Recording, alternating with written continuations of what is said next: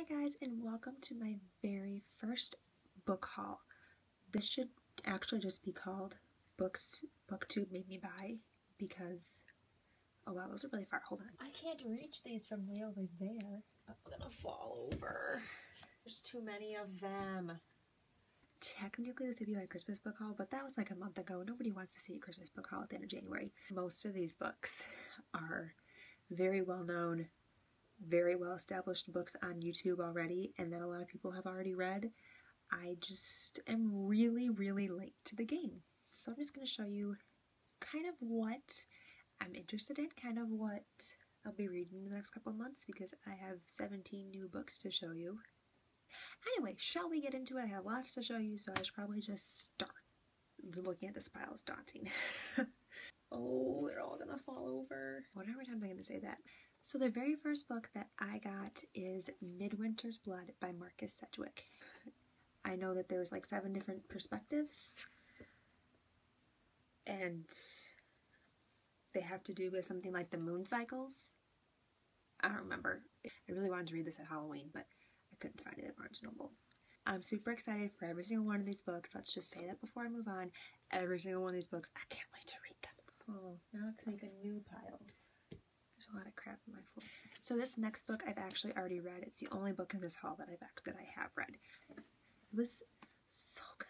So it is Blood of Olympus by Riordan. This is the 5th and final book in the Heroes of Olympus series and the 10th book in the Percy Jackson saga, if you want to, you know, make that one whole big series. It's about Greek demigods and their quests and their adventures, and if you haven't read this yet, where on earth have you been? And this next book is, I read both of her other books, and that is Sharp Objects by Gillian Flynn. Like I said, I already read Dark Places and Gone Girl last year, and I don't know why I didn't read this, but it's probably going to be just as creepy and just as terrifying as those 2 books are. This one is about a reporter who, I think she just got out of a psych ward, and she has to go back to her hometown to visit with her mom and her sister, who she isn't really close to investigate the murder of 2 teens in her town. And she's basically writing an article on them, and she starts to identify with them, and in a creepy way. I can't wait to read this though. It's gonna be really fast read. How can they fit all that stuff in the tiny little book? This next book is a cult favorite on Booktube. I know it's controversial the way the series ended.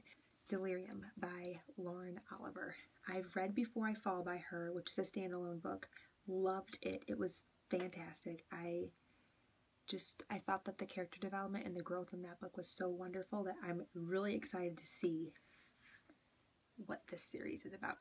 But I know that the 3rd book had really mixed feelings, so I want to know why. This next book is the first book in a spin-off series to another series I haven't even read yet. That is The Witches of East End by Marissa de la Cruz, and I have this hideous Lifetime cover, because apparently it's a TV show on Lifetime. But anyway, this is the spin-off series to Blue Bloods, which is her more popular series, Marissa de la Cruz's, and my friend read Blue Bloods and loved it and has recommended it to me so many times, and so I asked for it for Christmas, and I got this one instead.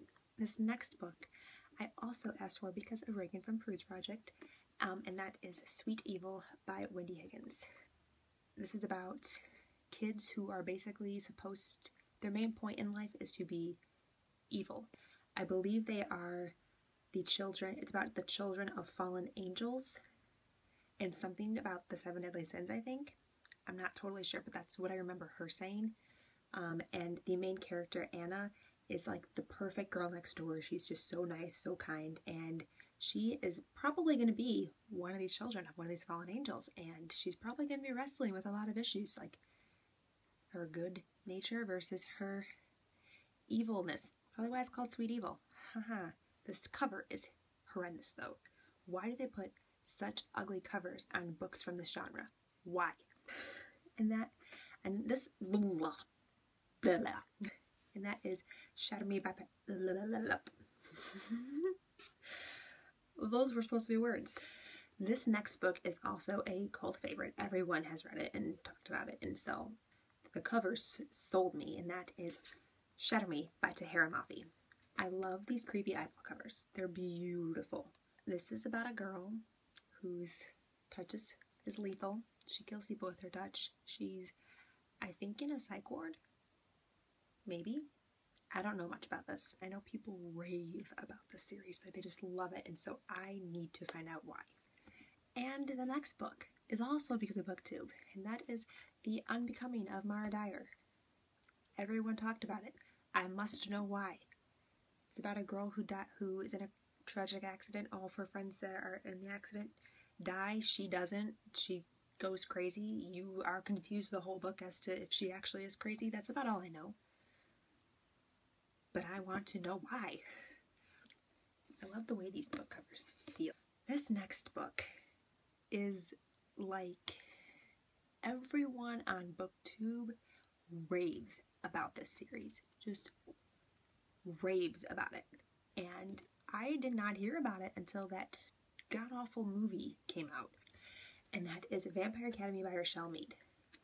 First time I heard about this was when the movie came out. And the movie trailer was so unappealing and so just, it looked so poorly made. I didn't want to read this. But since finding Booktube and how everybody and their mother raves about how amazing these books are, I want to know why. I have the new cover. These really ugly letters. Whatever. They'll match all my other ugly covers. This next book, I think Reagan just mentioned in a haul. I don't think she's actually read it yet, but from Bruce Project, see where I get a lot of my book recommendations from? And that is Sylo by DJ MacHale. She hauled this book. It sounded super interesting. It's about a boy on an isolated town.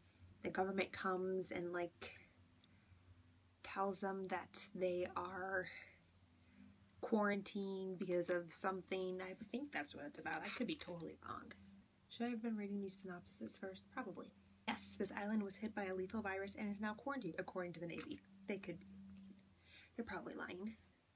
Plus, this little blurb on top by Mr. Kirkus. Why would you not want to read this? Listen to this. Absolutely unputdownable. Is that a real word? More exciting than an Xbox and a roller coaster combined. That is really hyping up this book. I know this is the first in a trilogy as well. Most of these books are part of some kind of series.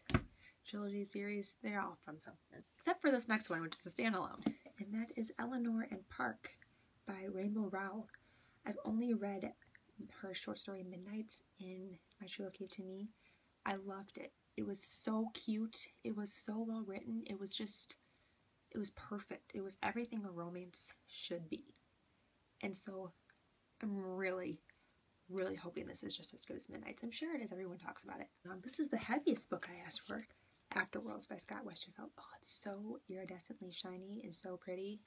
Anyway, this is about a girl who is a writer who is trying to sell her first book and is trying to make her way as in that industry, and she's writing this story about this girl named Lizzie. So the chapters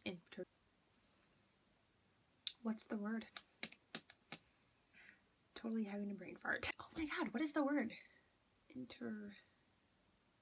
Alternates. The chapters in this book alternate between Darcy in our world and Lizzie in her fictional books. And this next book, also all over YouTube, like everyone else. Remember, books Booktube made me buy. And that is The Fifth Wave by Yancy.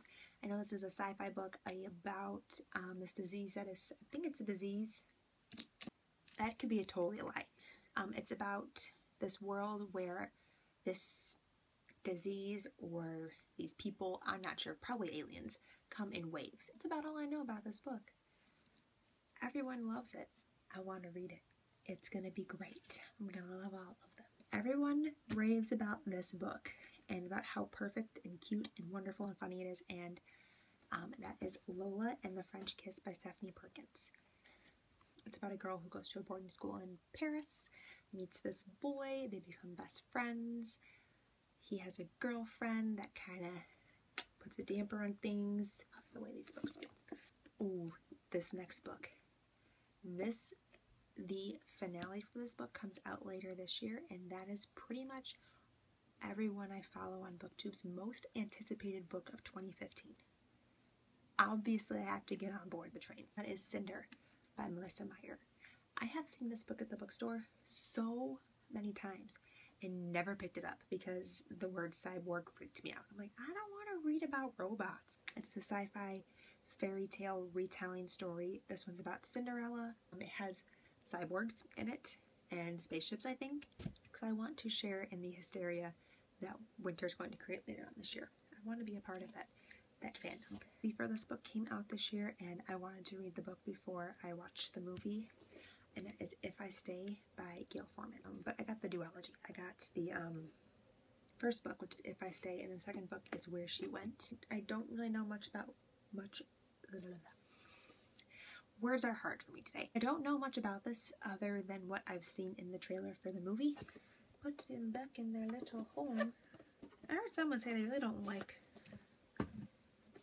boxes. Like, once they get their books in a box, they have to throw their box away because the box is just annoying. I can, you know, I never used to throw my boxes away, but I can see where that could be true because this box is annoying me. Okay, and then the final book. I have to pull it out. It's just so big. The last book I got for Christmas is Percy Jackson. The final book I got for Christmas is Percy Jackson's Greek Gods, this behemoth of a book by Riordan. As I've mentioned before, this is one of my favorite series, so I needed this giant book.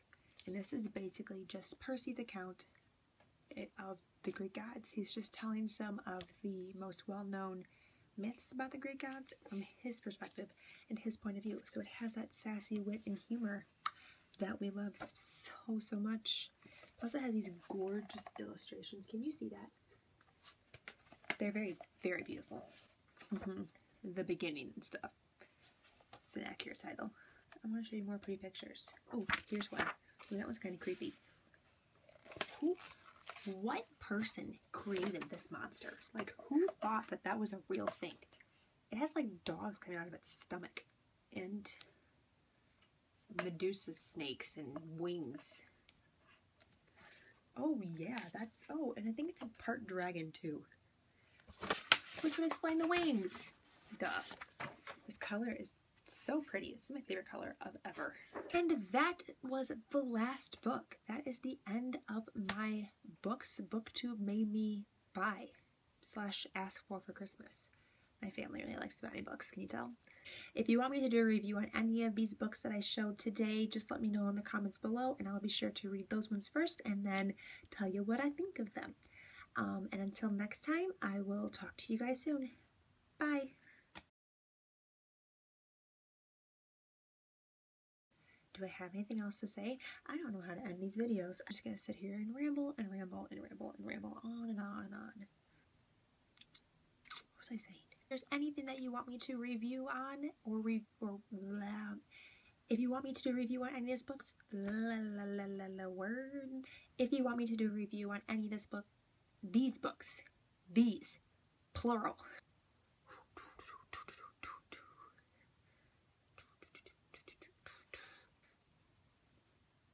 Hi guys, it's not attractive, you can see my nose. This is some of my books that I got, because I can't lift them all in this shot, because I'm sitting on the ground. Oh, oh, oh goodness. Oh. And you love me good, no lies. Those eyes, I'm gonna cry no longer. Baby, don't lie. I need a love that's stronger. I'm gonna die. Look me in the eye, baby, don't lie. Now I'm just rambling. Just rambling.